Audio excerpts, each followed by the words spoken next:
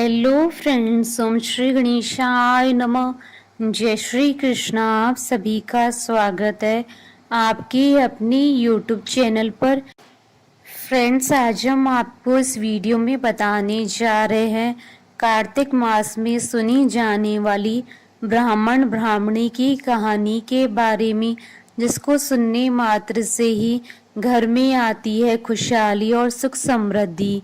Friends, video शुरू करने से पहले आपसे रिक्वेस्ट है, अगर आप हमारे चैनल पर नए हैं और आपने अभी तक चैनल को सब्सक्राइब नहीं किया है तो प्लीज़ सब्सक्राइब कीजिएगा चैनल को, साथ ही प्रेस कीजिएगा बेल आइकन को, जिससे नए वीडियो से रिलेटेड नोटिफिकेशन आपको तुरंत प्राप्त हो सके। और वीडियो पसंद आने पर वीडियो को लाइक और शेयर जरूर कीजिएगा, ताकि सभी भक्तों को इस वीडियो का लाभ प्राप्त हो सके। और कमेंट बॉक्स में जय श्री राम जरूर लिखिएगा। कार्तिक मास महात्मा सभी प्रकार के विघ्नों का नाश करने वाले तथा सारी सृष्टि का पालन करने वाले श्री गणेश जी तथा ज्ञान की दाता देवी श्री सरस्वती जी तथा सब पुराणों के कर्ता श्री व्यास जी तथा श्री गुरुदेव जी के चरण कमलों में नमस्कार करके भगवान की श्रद्धा और भक्ति रस में डूबे हुए कार्तिक मास महात्मा की कहानी कहती हूँ। कार्तिक मास की 12वीं कहानी आरंभ। एक ब्राह्मण और ब्राह्मणी रहते थे। वो 7 कोस दूर गंगा जमुना स्नान करने जाते। रोज इतनी दूर आने जाने से ब्राह्मणी थक जाती थी। एक दिन ब्राह्मणी कहती है कि कोई बेटा होता तो बहू आ जाती। घर वापस आने पर खाना बना हुआ तो मिलता, कपड़े धुले हुए मिलते। ब्राह्मण कहता है कि तूने भली बात चलाई, चल मैं तेरे लिए बहू ही ला देता हूँ। ब्राह्मण फिर बोला कि एक पोटली में थोड़ा सा आटा बांध दे, उसमें थोड़ी सी मोहर अशरफी डाल दे। उसने पोटली बांध दी और ब्राह्मण पोटली लेकर चल दिया। चलते चलते कुछ ही दूर एक गांव में जमुना जी के किनारे बहुत सारी सुंदर लड़कियां अपने घर बनाकर खेल रही थी। उनमें से एक लड़की बोलती है कि मैं तो अपना घर नहीं बिगाड़ूंगी, मुझे तो रहने के लिए ये घर चाहिए। उसकी बात सुन ब्राह्मण के मन पर वही लड़की छा गई और मन ही मन सोचने लगा कि बहू बनाने के लिए यही लड़की ठीक रहेगी। जब वह लड़की जाने लगी तो ब्राह्मण भी उसकी पीछे पीछे चला। और जब वह लड़की अपने घर पहुंचती है तब बूढ़ा ब्राह्मण बोला, बेटी, कार्तिक का महीना है, मैं किसी के यहाँ खाना नहीं खाता। तुम अपनी माँ से पूछो कि मेरा आटा छान कर 4 रोटी बना देगी क्या? यदि वह मेरा आटा छान कर रोटी बनाएगी तभी मैं खाऊंगा। लड़की अपनी माँ को सारी बात बताती है। माँ कहती है कि बेटी, बाबा से कह दे कि रोटी में 4 रोटी वह भी खा लेंगे।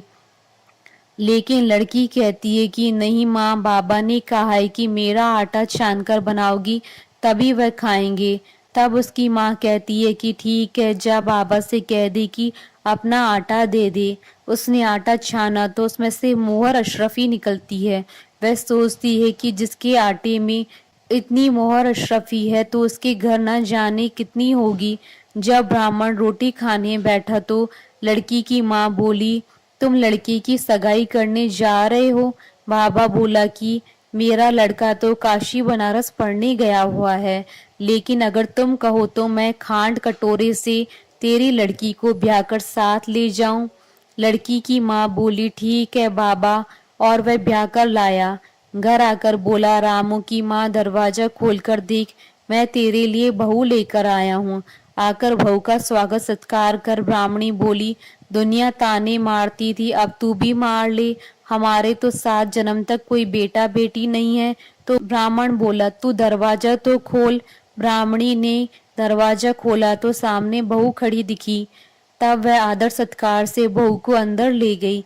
अब जब ब्राह्मण ब्राह्मणी नहाने जाती तो बहू घर का सारा काम करके रखती, खाना बनाती और सास ससुर के कपड़े धोती, रात में उनके पैर दबाती। इस तरह से काफी समय बीत गया। सास बहू को सीख देती है कि बहू, चूल्हे की आग न बुझने देना और मटके का पानी खत्म न होने देना। एक दिन चूल्हे की आग बुझ गई। बहू भागी भागी पड़ोसन के घर गई और बोली कि मुझे थोड़ी सी आग दे दो, मेरे चूल्हे की आग बुझ गई है। मेरे सास ससुर सुबह 4 बजे से बाहर गए हुए हैं और वे थके हारे वापस आएंगे तो मुझे उनके लिए खाना बनाना है। पड़ोसन कहती है, अरे तू बावली है, तुझे तो ये दोनों मिलकर पागल बना रहे हैं। इनका ना कोई बेटा है ना कोई बेटी है। बहू बोली, ना ना आप ऐसे मत बोलो, क्योंकि इनका बेटा काशी बनारस पढ़ने गया है।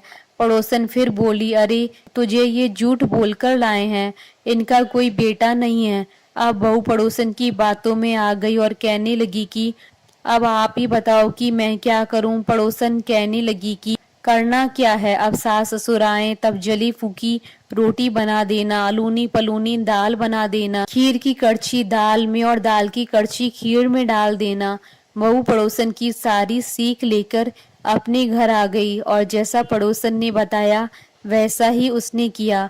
जब सास ससुर घर आए तब भूखों का कोई आदर सत्कार बहू ने नहीं किया और ना ही उनके कपड़े धोए। जब सास ससुर को खाना दिया तो सास बोली, बहू जली फूकी रोटी क्यों है और दाल भी अलूनी है। बहू पलटकर जवाब देती है कि आज यही खाओ सासू जी, अगर एक दिन ऐसा खाना खा भी लिया तो तुम्हारा कुछ बिगड़ नहीं जाएगा, मुझे तो जीवन भर ही अनूठी रहना है। बहू की बातें सुनकर सास बोली कि आज तो बहू ने अच्छी सीख नहीं सीखी है। अब बहू फिर से पड़ोसन के घर भागती और कहती है कि अब आगे बताओ मुझे क्या करना है। पड़ोसन बोली कि अब तुम सातों कोठों की चाबी मांग लेना। अगले दिन जब सास जाने लगी तो बहू अड़ गई कि मुझे सातों कोठों की चाबी चाहिए। तो ससुर कहने लगा कि दे दो उसे चाबी, आज नहीं तो कल चाबी इसे ही देनी है। हम आज हैं कल नहीं, इसलिए चाबी दे दो। सास ससुर के जाने के बाद बहू ने सारे कोठे खोलकर देखे तो किसी में अन्न भरा है, किसी में धन भरा है, किसी में बर्तन भरे हैं, सभी में अटूट भंडार भरे पड़े हैं। जब बहू ने सातवां कोठा खोला तो उसमें महादेव जी, पार्वती जी, गणेश जी, लक्ष्मी जी, पीपल पतवारी, कार्तिक के ठाकुर, राही दामोदर, तुलसा जी का बिड़वा, गंगा जमुना बह रही है, 36 करोड़ देवी देवता भी विराजमान है और वहीं एक लड़का चंदन की चौकी पर बैठा माला जप रहा है।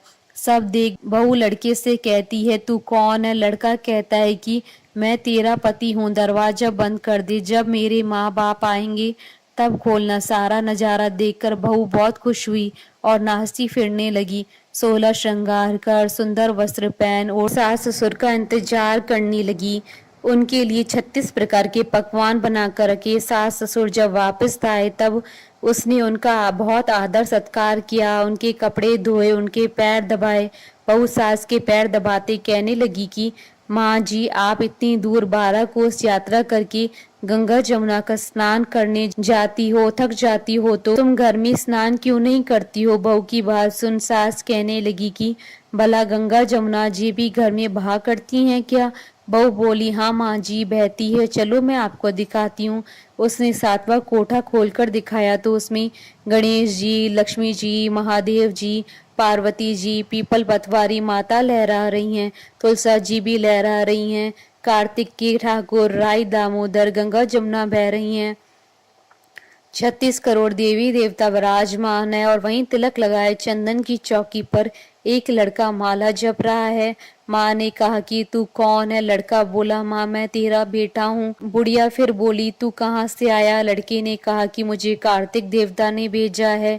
बुढ़िया कहती है कि बेटा ये दुनिया कैसे जानेगी, कैसे जानेगा मेरा घर का धनी, क्या जानेगी देवरानी जेठानी, क्या जानेगा मेरा अगल बगल पड़ोस की तू मेरा ही बेटा है।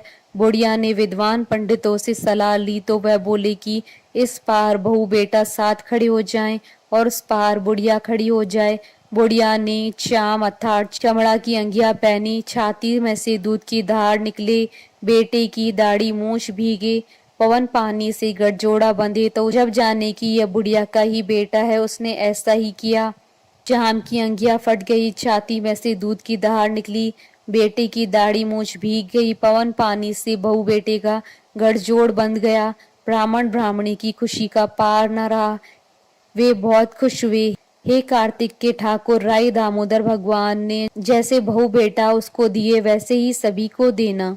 कहानी अधूरी हो तो पूरी करना, पूरी हो तो मान रखना। बोलिए भगवान विष्णु जी की जय। सनातन धर्म की जय। हमारे साथ इस वीडियो में अंत तक बने रहने के लिए आपका धन्यवाद। ओम श्री गणेशाय नमः। जय श्री कृष्णा।